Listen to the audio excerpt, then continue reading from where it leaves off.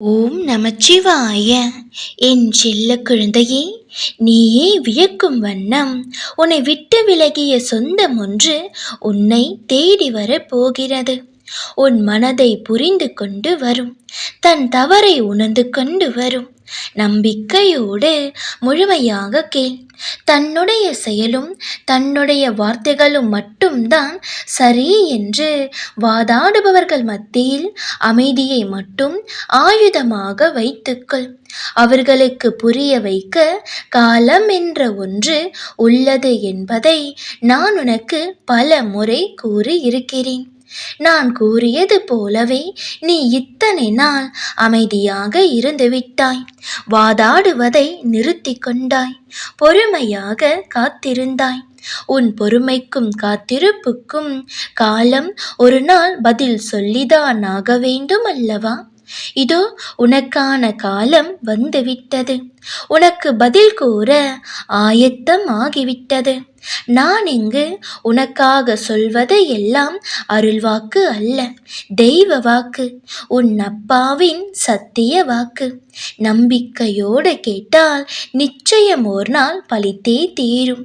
உன்னை வாழ வைக்கும் தெய்வமாக, வழிநடத்தும் குருவாக, உயிர் காக்கும் தாயாக, தந்தையாக, உற்ற தோழனாக, உன் வாழ்வின் நல் வழிகாட்டியாக உன் அப்பா நான் இருக்க உன் மனம் கஷ்டப்பட்டு கண்ணீர் வடிப்பதை நான் அனுமதிப்பேனா?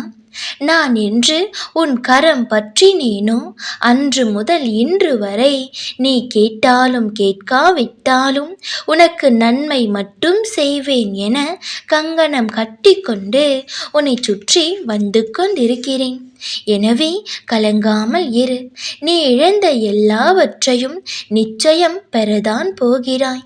உன் மனதை ரணப்படுத்திய அவமானங்களும் துயரங்களும் நீ வடித்த கண்ணீரும் என்றும் அர்த்தமில்லாமல் போகாது.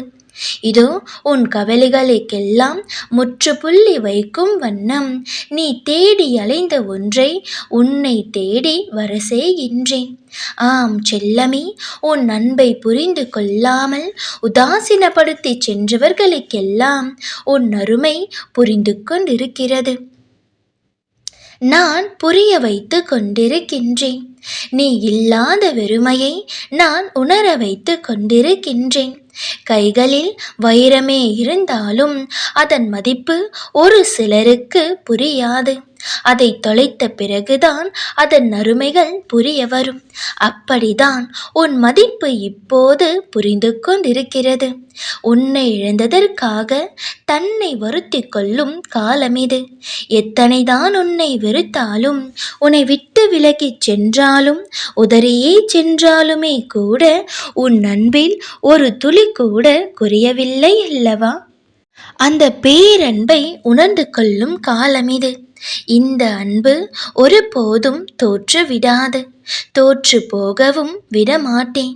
தன் தவறை உணர்ந்து கொண்டு உன் உண்மையான அன்பை புரிந்து கொண்டு நிச்சயம் உன்னை தேடி வரும் காலம் கூடிய விரைவில் வரதான் போகிறது. அதற்கான மாற்றங்களும் அங்கே நடந்து கொண்டுதான் இருக்கிறது. நீ காத்திருந்தது வீண் போகவில்லை. நீ எதை இழந்தாயோ அதுவே உன்னை தேடி வரப்போகிறது. நம்பிக்கையோடு இரு. ஓம் நமச்சிவாய.